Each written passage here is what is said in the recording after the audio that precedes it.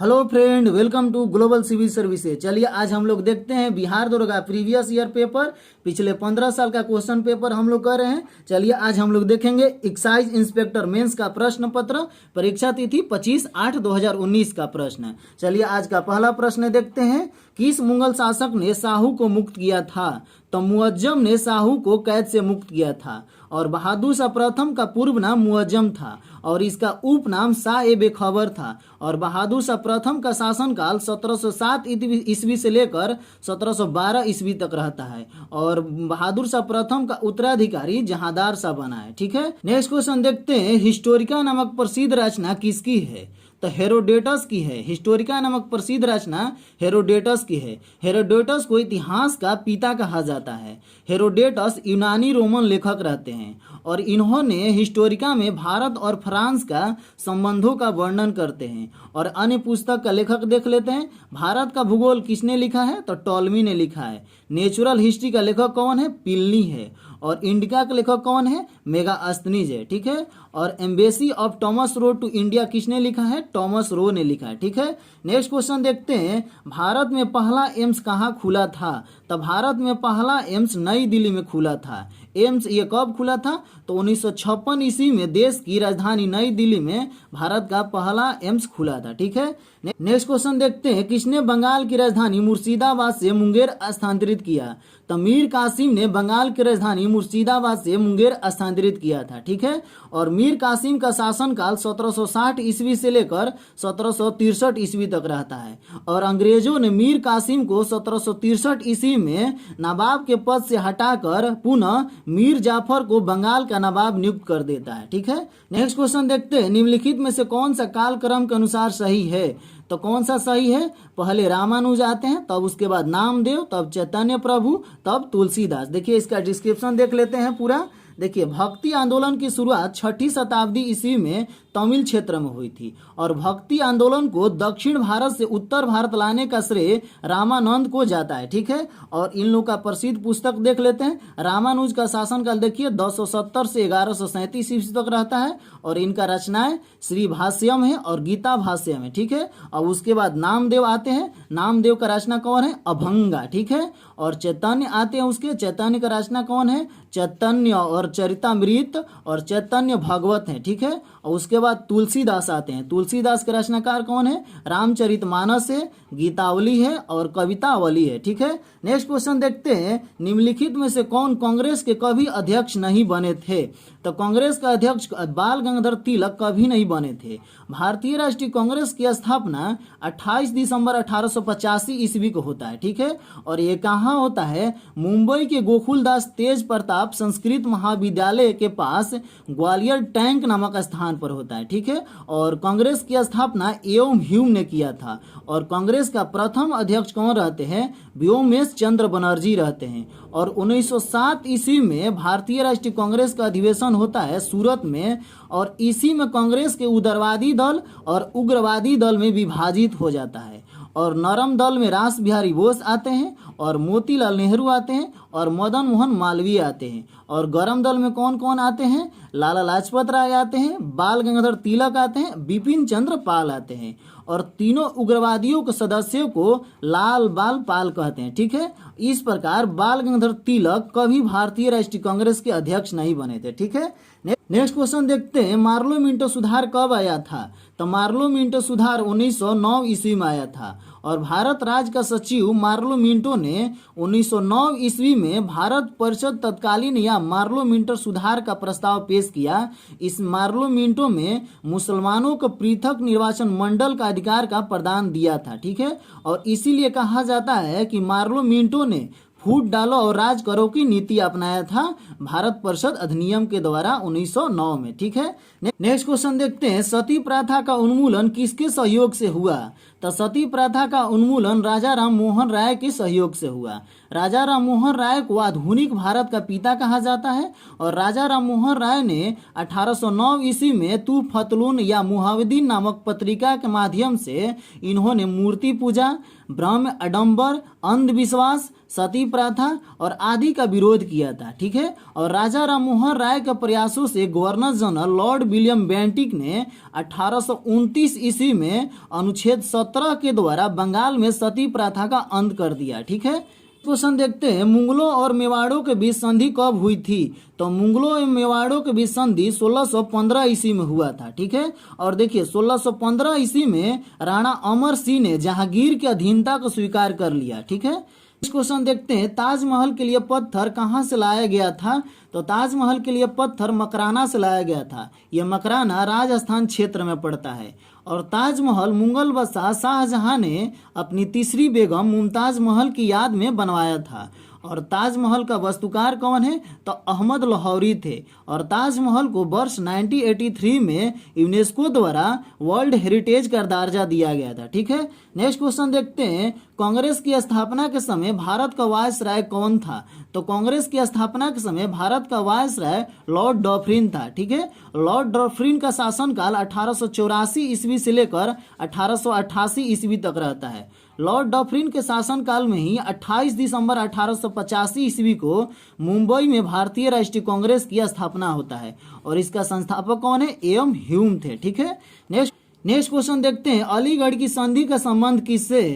तो अलीगढ़ की संधि का संबंध ईस्ट इंडिया कंपनी और सिराजुद्दौला से है और अलीगढ़ की संधि 9 फरवरी 1757 ईस्वी को बंगाल के नवाब सिराजुद्दौला और अंग्रेजी ईस्ट इंडिया कंपनी के बीच होता है। ठीक है, क्वेश्चन देखते हैं, यज्ञ की देखरेख कौन करता है?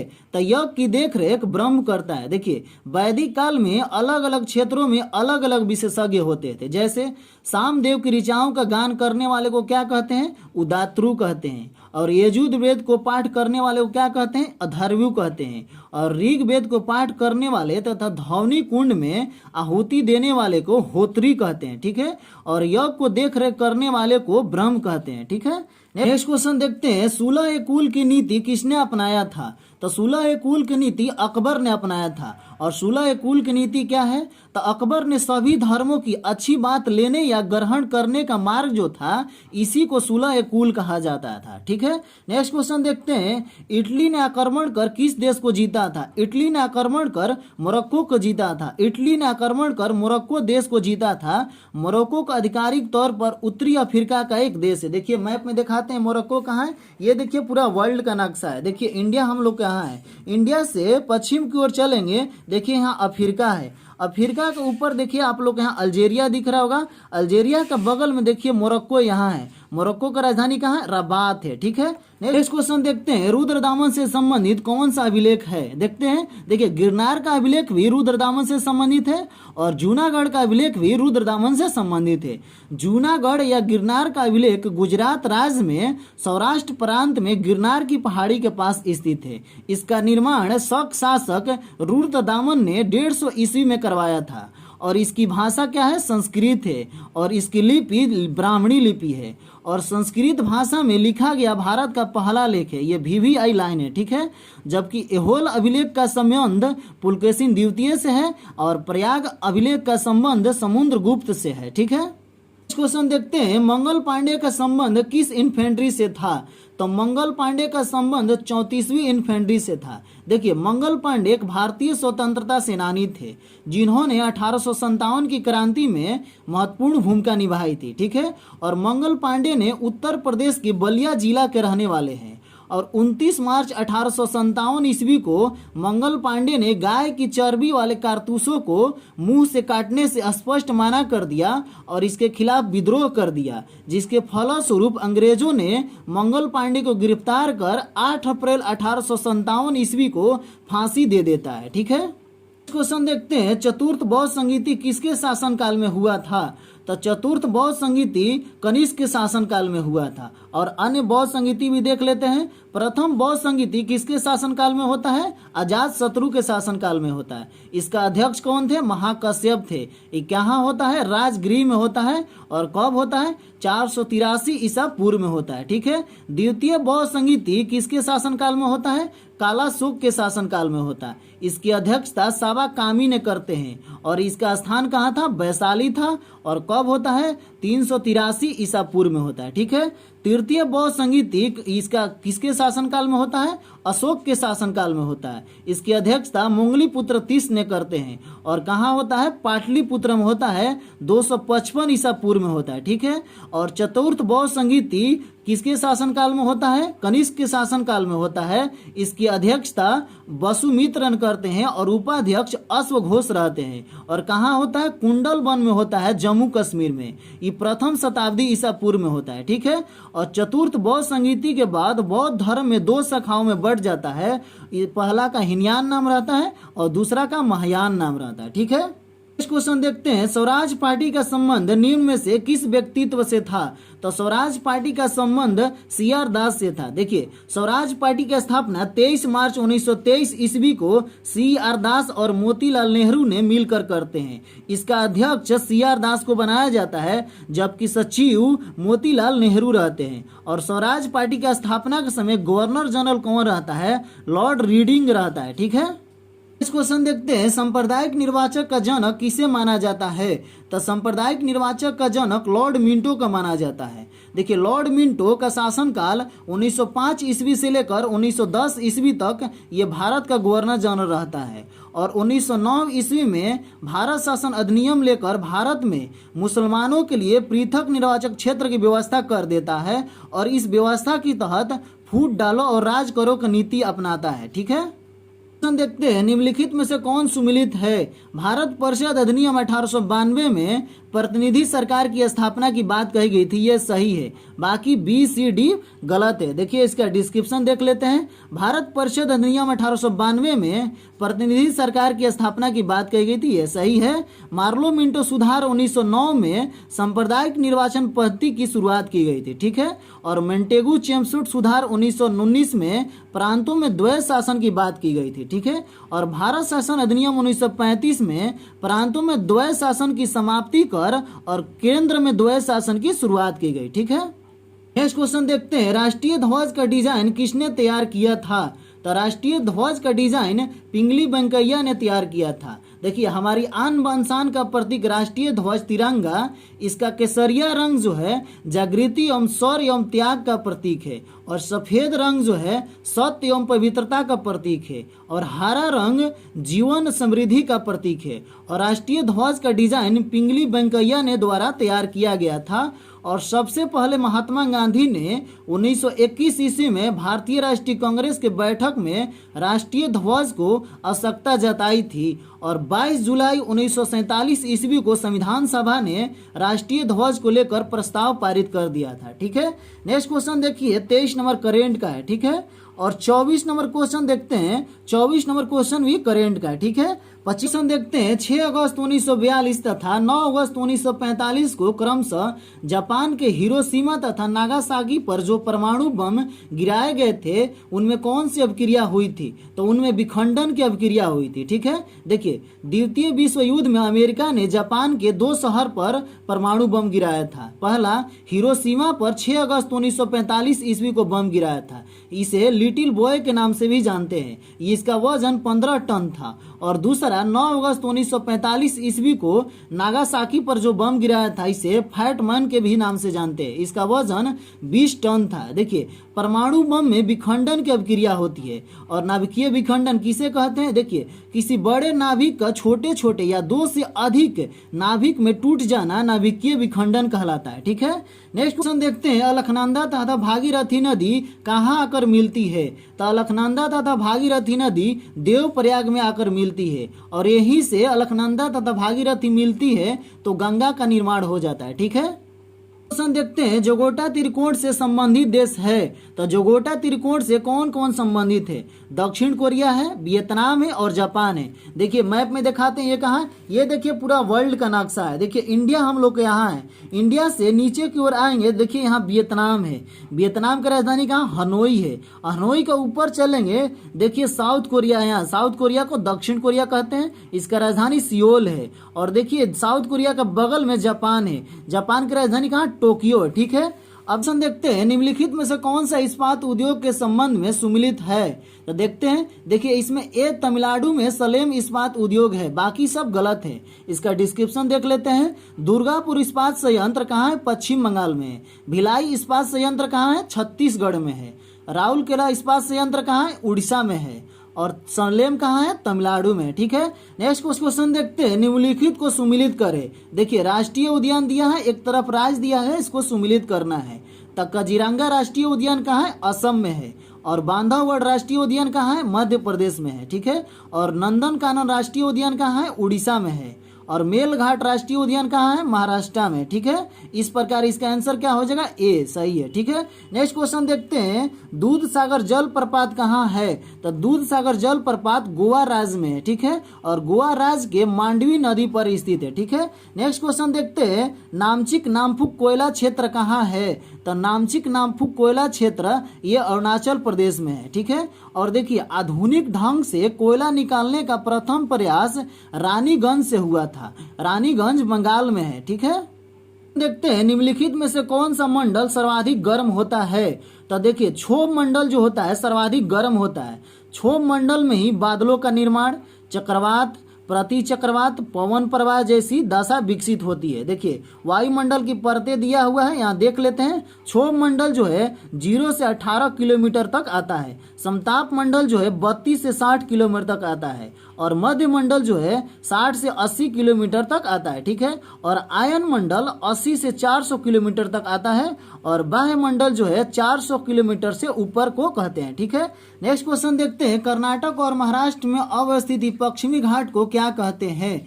तो कर्नाटक एवं महाराष्ट्र में अवस्थित पश्चिमी घाट को सह्याद्री कहते हैं। देखिए सह्याद्री पर्वत ताप्ती नदी के मुहाने से लेकर कुमारी अंतरिम तक लगभग 1600 किलोमीटर लंबाई में फैली हुई है। ठीक है, देखिए आप लोग को ये मैप में दिखाते हैं। देखिए यहाँ आप लोग को दिख रहा होगा ताप्ती नदी। देखिए यहाँ से लेकर नीचे तमिलनाडु के कुमारी अंतरिम तक इस ये वाला पूरा पार्ट को कहते हैं सह्याद्री पर्वत। ठीक है, क्वेश्चन देखते हैं, निम्नलिखित में से कौन सुमिलित नहीं है? तो कौन सुमिलित नहीं है? सिपकिल्ला दारा जो है ये जम्मू कश्मीर में स्थित नहीं है, ये हिमाचल प्रदेश में स्थित है। ठीक है, और नाथुला दारा सिक्किम में स्थित है, सही है। रोहतांग दारा हिमाचल प्रदेश में स्थित, ये भी सही है। बोमडीला दारा अरुणाचल प्रदेश में स्थित है, ये भी सही है। देखिए सिपकिल्ला दारा जो है भारत के हिमाचल प्रदेश के किन्नौर जिलों को तिब्बत से जोड़ता है। और सिपकिल्ला दारा से ही सतलज नदी भारत में प्रवेश करती है। ठीक है, नेक्स्ट क्वेश्चन देखते हैं, रंगीत नदी कहाँ बहती है?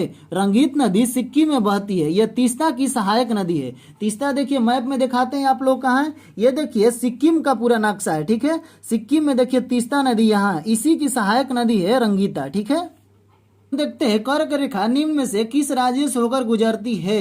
तो कर्क रेखा बताना है, निम्नलिखित में से कौन कौन राज्यों से होकर गुजरता है? देखिए झारखंड से कर्क रेखा गुजरता है, मध्य प्रदेश से गुजरता है, त्रिपुरा से गुजरता है, मिजोरम से गुजरता है। इसका आंसर हो जाएगा ए। देखिए कर्क रेखा भारत के 8 राज्यों से होकर गुजरता है, मिजोरम, त्रिपुरा, पश्चिम बंगाल, राजस्थान, गुजरात, मध्य प्रदेश, छत्तीसगढ़ और झारखंड। देखिए मैप में दिखाते हैं कि कहाँ है। देखिए ये इंडिया का नक्शा है। देखिए गुजरात यहाँ है, राजस्थान यहाँ है। देखिए मध्य प्रदेश से कर्क रेखा गुजर रहा है, ये कर्क रेखा है। और देखिए इसके आगे चलेंगे, देखिए यहाँ छत्तीसगढ़ है, छत्तीसगढ़ से गुजर रहा है। और देखिए फिर झारखंड से गुजर रहा है, देखिए कर्क रेखा गुजर रहा है झारखंड से। और देखिए ये पूरा पश्चिम बंगाल है, पश्चिम बंगाल से देखिए कर्क रेखा गुजर रहा है। ये देखिए त्रिपुरा है, त्रिपुरा से भी ये कर्क रेखा गुजर रहा है। और ये देखिए मिजोरम है, मिजोरम से भी देखिए कर्क रेखा गुजर रहा है। ठीक है, देखते हैं किस अनुच्छेद में कहा गया है कि राज्य के नीति निर्देश तत्व न्याय योग्य नहीं है? तो अनुच्छेद 37 में कहा गया है। ठीक है, और देखिए नीति निर्देश तत्व जो है संविधान के भाग 4 में उल्लेख है। ठीक है, और अनुच्छेद 37 से लेकर 51 तक वर्णित है। और नीति निर्देश तत्व आयरलैंड की संविधान से लिया गया है। और अनुच्छेद 36 में राज्य की परिभाषा बताई गई है और अनुच्छेद 37 में ये न्याय योग्य नहीं है, अर्थात इसे न्यायालय में दायर नहीं किया जा सकता है। ठीक है, नेक्स्ट क्वेश्चन देखते हैं, राज्य निर्वाचन आयुक्त को कौन पदच्युत कर सकता है?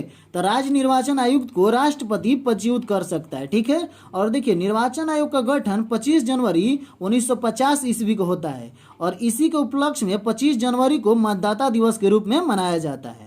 ठीक है, और देखिए राज्य निर्वाचन आयुक्त को संसद द्वारा पारित अभियोग के आधार पर राष्ट्रपति पदच्युत कर सकता है और मुख्य निर्वाचन आयुक्त की पदावधि 6 वर्ष या 65 वर्ष, जो इनमें से पहले आ जाए। ठीक है, और अन्य आयुक्तों की पदावधि 6 वर्ष या 62 वर्ष की आयु तक होती है। ठीक है, निम्नलिखित में राष्ट्रपतियों के कार्यकाल से संबंधित कौन सा क्रम सही है? देखिए दिखाते हैं, यहाँ ये दिया हुआ है, देखिए इसमें से बताना है कौन सा कार्यकाल सही है। देखिए फखरुद्दीन अली, इनका कार्यकाल 1974 से 1977 तक रहता है। ज्ञानी जैल सिंह का कार्यकाल 1982 ईस्वी से लेकर 87 ईस्वी तक रहता है। ठीक है, आर वेंकट रमन का कार्यकाल 1987 से 1992 तक रहता है और डॉक्टर शंकर दयाल शर्मा के कार्यकाल 1992 से 1977 तक रहता है। इस प्रकार इसका आंसर डी हो जाएगा। ठीक है, नेक्स्ट क्वेश्चन देखते हैं, भारत में कितनी बार आपातकाल लागू हो चुका है? तो भारत में 3 बार आपातकाल लागू हो चुका है। ठीक है, और अनुच्छेद 352 में राष्ट्रीय आपातकाल का वर्णन किया गया है। ठीक है, और राष्ट्रीय आपातकाल राष्ट्रपति द्वारा लगाया जाता है। अभी तक 3 बार राष्ट्रीय आपातकाल लागू हो चुका है। कब कब? 1962 से 1968 ईस्वी में जब चीन के साथ साथ पाकिस्तान के साथ युद्ध हुआ था तो उसमें पहली बार आपातकाल लागू हुआ था। ठीक है, और द्वितीय बार 1971 से 1975 ईस्वी तक भारत एवं पाकिस्तान का जब युद्ध हुआ था तो दूसरी बार आपातकाल लागू हुआ था और तीसरी बार 1975 से 1977 ईस्वी तक इंदिरा गांधी द्वारा आंतरिक अशांति के आधार पर आपातकाल लगाया गया था। ठीक है, नेक्स्ट क्वेश्चन देखते हैं, संविधान के उद्देश्य में किस मौलिक अधिकार का वर्णन नहीं है? तो आर्थिक स्वतंत्रता का उद्देश्य में मौलिक अधिकार का वर्णन नहीं है। देखिए उद्देश्य को संविधान का आत्मा या कुंजी कहा जाता है और संविधान के उद्देश्य में आर्थिक स्वतंत्रता जैसे मौलिक अधिकार का वर्णन नहीं है, बल्कि संविधान के उद्देश्य में विचार की स्वतंत्रता, विश्वास की स्वतंत्रता तथा अभिव्यक्ति की स्वतंत्रता जैसे मौलिक अधिकारों का वर्णन किया गया है। ठीक है, नेक्स्ट क्वेश्चन देखते हैं, पंचायती राज की व्यवस्था से संबंधित समिति कौन सा है? तो बलवंत राय मेहता समिति है। बलवंत राय मेहता समिति का निर्माण 1956 ईस्वी में होता है। यह अपनी रिपोर्ट 1957 ईस्वी में प्रस्तुत करती है। ये बलवंत राय मेहता समिति ने त्रिस्तरीय पंचायती राज व्यवस्था का सुझाव दिया था। ग्राम स्तर पर ग्राम पंचायत और क्षेत्र का स्तर पर क्षेत्र पंचायत और जिला स्तर पर जिला पंचायत का सुझाव दिया था। ठीक है, और देखिए पंचायती राज की शुरुआत 2 अक्टूबर 1959 ईस्वी में पंडित जवाहरलाल नेहरू ने राजस्थान के नागौर जिले से की। इसके बाद इसे आंध्र प्रदेश में लागू किया गया और इसके बाद पूरे देश में लागू हो गया। ठीक है, अंतर्राज्यीय परिषद का गठन किस समिति के सिफारिश पर की गई थी? अंतर्राज्यीय परिषद का गठन राजमनार आयोग समिति के सिफारिश पर की गई थी। देखिए संविधान के अनुच्छेद 263 के अंतर्गत केंद्र एवं राज्यों के बीच समन्वय स्थापित करने के लिए राष्ट्रपति एक अंतर्राज्यीय परिषद की स्थापना कर सकता है। ठीक है, नेक्स्ट क्वेश्चन देखते हैं, उद्देश्य में 42वें संविधान संशोधन में कौन सा शब्द जोड़ा गया था? तो 42वें संविधान संशोधन में समाजवाद, पंथ निरपेक्ष और अखंडता शब्द जोड़ा गया था। देखिए 1976 ईस्वी में 42वें संविधान संशोधन करके 3 शब्द जोड़े गए थे, समाजवाद, पंथ निरपेक्ष और एकता एवं अखंडता को जोड़ा गया था। ठीक है, नेक्स्ट क्वेश्चन देखें, भारत के राष्ट्रपति को किस प्रकार पदच्युत किया जा सकता है? तो भारत के राष्ट्रपति को संसदीय प्रक्रिया द्वारा पदच्युत किया जा सकता है। देखिए भारत के राष्ट्रपति को हटाने संबंधी महाभियोग संसद के किसी भी सदन में लाया जा सकता है और महाभियोग लाने के लिए सदन के 1/4 सदस्यों के पूर्व सहमति जरूरी होता है और महाभियोग लाने से पहले राष्ट्रपति को 14 दिन पूर्व सूचना देना आवश्यक होता है और एक सदन महाभियोग लगाता है तो दूसरा सदन जो होता है राष्ट्रपति पर लगाए गए आरोपों को सुनवाई करता है। यदि राष्ट्रपति पर लगाया गया आरोप सही पाया गया और दोनों सदनों ने अपनी कुल सदस्य संख्या के 2/3 बहुमत से आरोप सिद्ध कर देता है तो ऐसे में राष्ट्रपति को अपना पद से छोड़ना पड़ेगा। ठीक है, नेक्स्ट, संघात्मक सरकार में क्या होता है? देखिए, संघात्मक सरकार में शक्तियों का विकेंद्रीकरण होता है, ठीक है। और संघात्मक सरकार में संविधान का लिखित होना आवश्यक है। ये दोहरी नागरिकता के सिद्धांत पर आधारित होता है और इसमें शक्तियों का बंटवारा केंद्र एवं राज्यों के बीच होता है। और संघात्मक शासन व्यवस्था में न्यायपालिका स्वतंत्र तथा सर्वोच्च होती है, ठीक है। भारत का राष्ट्रीय वृक्ष क्या है? तो भारत का राष्ट्रीय वृक्ष बरगद है। इसका डिस्क्रिप्शन भी देख लेते हैं। राष्ट्रीय पक्षी कौन है? मोर है। राष्ट्रीय पशु कौन है? बाघ है। राष्ट्रीय वृक्ष कौन है? बरगद है, ठीक है। और राष्ट्रीय ध्वज तिरंगा है, ठीक है। और राष्ट्रीय पुष्प क्या है? कमल है। राष्ट्रीय ज्ञान क्या है? जन गण मन अधिनायक जय हो। और राष्ट्रीय फल क्या है? आम है। और राष्ट्रीय गीत क्या है? वंदे मातरम है। और राष्ट्रीय खेल हॉकी है। और राष्ट्रीय प्रतीक अशोक का सिंह स्तंभ है, ठीक है। नेक्स्ट क्वेश्चन देखें, भारत का राष्ट्रीय जलीय जीव कौन है? तो भारत का राष्ट्रीय जलीय जीव गंगा की डॉल्फिन है। गंगा की डॉल्फिन को 4 अक्टूबर 2009 ईस्वी को राष्ट्रीय जलीय जीव घोषित किया गया था, ठीक है। नेक्स्ट क्वेश्चन देखते हैं, चिल्ली के चूकी माता खाने किसके लिए प्रसिद्ध है? तो चिल्ली के चूकी माता खाने कॉपर के लिए प्रसिद्ध है। देखिए, चिल्ली के चूकी माता खाने कॉपर उत्पादन के लिए प्रसिद्ध है। और चिल्ली तांबा नाइट्रेट दोनों के लिए जाना जाता है। और चिल्ली को तांबे की राजधानी भी कहा जाता है, ठीक है। नेक्स्ट क्वेश्चन देखते हैं, नर्मदा बचाओ आंदोलन से कौन जुड़ी है? तो नर्मदा बचाओ आंदोलन से कौन जुड़े हैं? मेघा पाटेकर जुड़े हुए। देखिए, नर्मदा बचाओ आंदोलन के प्रवर्तक मेघा पाटेकर है, जिन्होंने सरदार सरोवर बांध की ऊंचाई बढ़ने के फैसले के खिलाफ ये आंदोलन चलाए थे, ठीक है। नेक्स्ट क्वेश्चन है, भारतीय जलवायु से संबंधित इंसो क्या है? तो इंसो अल नीनो साउथ ऑस्लिलेशन है। देखिए, भारतीय जलवायु से संबंधित इंसो का पूरा नाम जो है अल नीनो साउथ ऑस्लिलेशन है। देखिए, अल नीनो जो है प्रशांत महासागर में पेरू के निकट समुद्री तट के गर्म होने की घटना को अल नीनो कहा जाता है। देखिए, मैप में दिखाते हैं पेरू कहाँ है। ये देखिए पूरा वर्ल्ड का नक्शा है। देखिए, इंडिया हम लोग के यहाँ है। इंडिया से पश्चिम की ओर चलेंगे, देखिए यहाँ अफ्रीका महाद्वीप है। अफ्रीका महाद्वीप के पश्चिम की ओर चलेंगे, देखिए दक्षिण अमेरिका महाद्वीप है। दक्षिण अमेरिका में देखिए ब्राजील यहाँ है। ब्राजील के बगल में देखिए यहाँ पेरू है। इसी के तट पर अल नीनो चलता है। ये गर्म हवा है, ठीक है। 2011 की जनगणना के अनुसार सर्वाधिक जनसंख्या किस राज्य में है?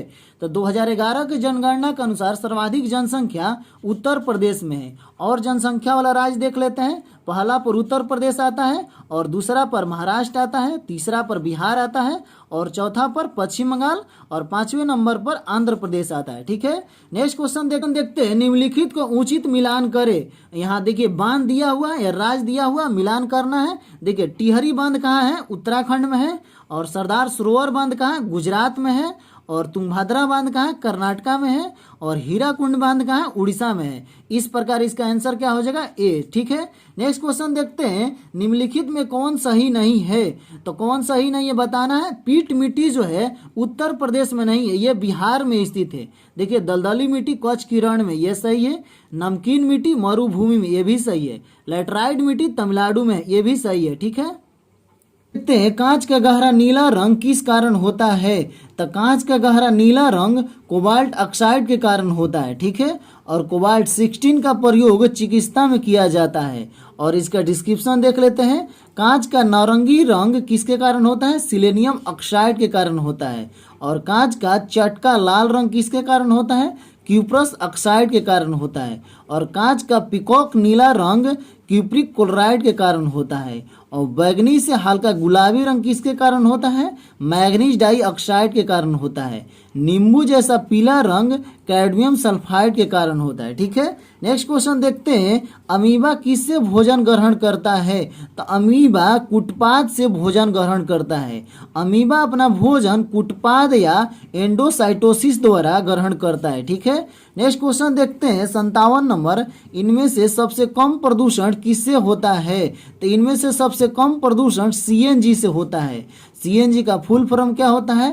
कंप्रेस्ड नेचुरल गैस होता है, ठीक है। नेक्स्ट क्वेश्चन देखते हैं, प्रकाश की तरंग सिद्धांत किसने दिया था? प्रकाश की तरंग सिद्धांत हाइजेन ने दिया था, ठीक है। देखिए, प्रकाश विद्युत चुंबकीय तरंग है, लेकिन यह अनुप्रस्थ तरंग की तरह व्यवहार करता है। हाइजेन ने प्रकाश की तरंग सिद्धांत का प्रतिपादन किया था और वहीं आइंस्टीन के अनुसार प्रकाश की ऊर्जा के छोटे छोटे बंडलों के रूप में चलता है, जिसे फोटोन कहा जाता है, और प्रकाश सीधी रेखा में चलता है। ठीक है, नेक्स्ट क्वेश्चन देखते हैं, इनमें से कौन परजीवी पादप है? तो इनमें से कौन परजीवी पादप है? तो कसकुट्टा जो है परजीवी पादप है। देखिए, कसकुट्टा या अमरबेल परजीवी पादप है, जिसमें पत्तियां एवं पर्ण हरित का अभाव होता है। यह अपने पोषक पौधे पर लिपट कर उन्हें पोषक तत्व चूस कर उसे मृत्यु प्राय बना देती है। ठीक है, अमलगम क्या है? देखिए, अमलगम जो है ये तरल पारा मिश्रित धातु है। देखिए, दो अथवा दो से अधिक धातुओं को उनके आपस में बने समांगी मिश्रण को मिश्र धातु कहा जाता है, और यदि किसी मिश्र धातु में उसका एक अवयव पारा धातु हो तो उस मिश्र धातु को अमलगम कहा जाता है। ठीक है, डीएनए किसमें पाया जाता है? तो डीएनए जो है केंद्रक में पाया जाता है। देखिए, डीएनए केंद्रक में पाया जाता है, जबकि आरएनए की अधिकांश मात्रा केंद्रक से बाहर पाई जाती है। ठीक है, और डीएनए में डीऑक्सी राइबोज शर्करा होती है, जबकि आरएनए में सिर्फ राइबोज शर्करा होती है। ठीक है, और डीएनए का कार्य जो है माता पिता के लक्षणों को संतानों में लाना है, और आरएनए का कार्य जो है प्रोटीन का सिर्फ निर्माण करना है। और डीएनए में थायमिन बेस पाया जाता है और आरएनए में यूरासिल बेस पाया जाता है। ठीक है, देखते हैं। देखिए, 62 नंबर क्वेश्चन मैथ से है। ठीक है, और आप लोग ये बना लीजिएगा, इसका आंसर बी होगा। ठीक है, और 63 नंबर को दांत के निर्माण में निम्न में से किस तत्व की सर्वाधिक भूमिका है? तो दांत के निर्माण में सर्वाधिक भूमिका कैल्शियम की होती है। देखिए, दांत के द्वारा मनुष्य भोजन को कुतरता है, और दांत को मजबूत और टिकाऊ बनाने में कैल्शियम और फास्फोरस तत्व की सर्वाधिक भूमिका होती है, और कैल्शियम की कमी होने पर दांतों की जड़ें कमजोर हो जाती है, जिससे दांत जो है जल्दी टूट जाते हैं। ठीक है, परिचुंबकीय पदार्थ की चुंबकीय प्रकृति कैसी होती है? तो परिचुंबकीय पदार्थ की चुंबकीय प्रकृति ऋणात्मक होती है। देखिए, ये ऐसे पदार्थ हैं जो चुंबकीय क्षेत्र में रखने पर इसकी बाहरी क्षेत्र जो है विपरीत दिशा में चुंबकित हो जाता है, जैसे पारा, तांबा, नाइट्रोजन आदि। ठीक है, इनमें से कौन थाइक पॉलीमरेज एंजाइम का श्रावण करता है? तो एस्चेरिया कोलाई जो है पॉलीमरेज एंजाइम का श्रावण करता है। देखिए, एंजाइम से कोई भी ऊर्जा प्राप्त नहीं होती है, लेकिन यह हमारे शरीर में होने वाली विभिन्न जैव रासायनिक क्रियाओं को उत्प्रेरित करता है, इसीलिए इसे जैव रासायनिक उत्प्रेरक भी कहा जाता है। ठीक है, और पेप्सिन एंजाइम जो है जटिल प्रोटीन को सरल प्रोटीन में तोड़ देता है। ठीक है, और लाइसोजाइम एंजाइम जो है भोजन के साथ साथ आए हुए बैक्टीरिया को मारने में काम करता है। ठीक है, संतोष ट्रॉफी का संबंध किस खेल से है? तो संतोष ट्रॉफी का संबंध क्रिकेट से है। ठीक है, और जबकि बेटन कप, अजलनसा कप का संबंध किससे है? हॉकी से है। वाकर कप, राइडर कप का संबंध किससे है? गोल्फ से है। और मर्डेका कप, यूरो कप और फीफा वर्ल्ड कप का संबंध फुटबॉल से। ठीक है, नेक्स्ट क्वेश्चन देखते हैं, दोषपूर्ण शिक्षा प्रणाली का प्रतिफल है? तो दोषपूर्ण शिक्षा प्रणाली का प्रतिफल युवा अशांति है। ठीक है, नेक्स्ट क्वेश्चन देखते हैं, वस्तु संयोग स्तपत्र का उदाहरण है? वस्तु संयोग स्तपत्र का उदाहरण कौन है? तो पेन और स्याही है। ठीक है, नेक्स्ट क्वेश्चन देखते हैं, जब समाज सभी नियमों को मापदंडों के साथ पालन करता है तो उसे कहते हैं समाजीकरण कहते हैं। देखिए, समाजीकरण वह माध्यम है जिसके तहत मनुष्य जो है समाज के सभी नियमों को मापदंडों के साथ पालन करता है और विभिन्न व्यापार, रीति रिवाज, गतिविधियां इत्यादि को सीखता है, और समाजीकरण के माध्यम से ही वह संस्कृति को आत्मसात करता है, तो उसे समाजीकरण कहते हैं। ठीक है, प्रकाश वर्ष बराबर होता है? तो प्रकाश वर्ष कितने के बराबर होता है? 9.46 क्रॉस 10 के पावर 15 मीटर के बराबर होता है। ठीक है, और प्रकाश वर्ष जो है दूरी का मात्रक है। ठीक है, एक प्रकाश वर्ष जो है निर्वात में प्रकाश के द्वारा एक वर्ष में चली गई दूरी को कहते हैं। ठीक है, और एक प्रकाश वर्ष बराबर 9.46 क्रॉस 10 के पावर 15 मीटर होता है। वहीं किलोमीटर में पूछेगा तो कितना होगा? 9.46 क्रॉस 10 के पावर 12 किलोमीटर हो जाएगा। ठीक है, नेक्स्ट क्वेश्चन देखते हैं, आई कम, आई सॉ, आई कन्क्वेरेड किसने कहा था? तो जूलियस सीजर ने कहा था। किसने कहा था? जूलियस सीजर ने कहा था। ठीक है, नेक्स्ट क्वेश्चन देखते हैं, there is no such things as a free lunch पुस्तक किसने लिखा है? तो यह पुस्तक किसने लिखा है? मिल्टन फ्राइडमैन ने लिखा है। ठीक है, किसने लिखा है? मिल्टन। भारत के राष्ट्रपति किस प्रकार का वीटो का प्रयोग करता है? तो भारत के राष्ट्रपति विशेषिक अधिकार का वीटो का प्रयोग करते हैं। देखिए, भारत के राष्ट्रपति वीटो का प्रयोग किसी भी प्रस्ताव को स्थगित करने या खत्म करने या उसे प्रभावहीन बनाने के लिए करते हैं। भारत के राष्ट्रपति अपनी विवेकानुसार 3 प्रकार का वीटो का प्रयोग करते हैं, अत्यांतिक वीटो, विशेषिक वीटो और पॉकेट वीटो का प्रयोग करते हैं। इसके अलावा भारत के राष्ट्रपति को परंतु सीमित मात्रा में उसे निलंबनकारी वीटो का प्रयोग करने का भी शक्ति प्राप्त है। ठीक है, धान की खेत से किस प्रकार की गैस निकलती है? तो धान की खेत से CH4 यानी मीथेन गैस निकलती है, और वाहनों की धुएं से कार्बन मोनोऑक्साइड और SO2 तथा पेड़ों से ऑक्सीजन उत्सर्जित होता है। ठीक है, नेक्स्ट क्वेश्चन देखते हैं, जर्मनी की आधिकारिक मुद्रा क्या है? तो जर्मनी की आधिकारिक मुद्रा यूरो है, और पेसो कहाँ की आधिकारिक मुद्रा है? फिलीपींस का है, और लीरा कहाँ की है? ये इटली का है, और रुपया कहाँ की है? ये इंडोनेशिया का है। ठीक है, और 76 नंबर क्वेश्चन देखिए, ये मैथ का है, इसका आंसर क्या हो जाएगा? बी, 15% हो जाएगा। ठीक है, और 73 नंबर क्वेश्चन देखिए रीजनिंग से, इसका आंसर क्या हो जाएगा? सी। ठीक है, और 78 नंबर क्वेश्चन भी देखिए, ये भी रीजनिंग से, इसका आंसर क्या हो जाएगा? बी। ठीक है, और 79 नंबर क्वेश्चन देखिए, ये मैथ है, इसका आंसर क्या हो जाएगा? 1। ठीक है, आप लोग ये बना लीजिएगा।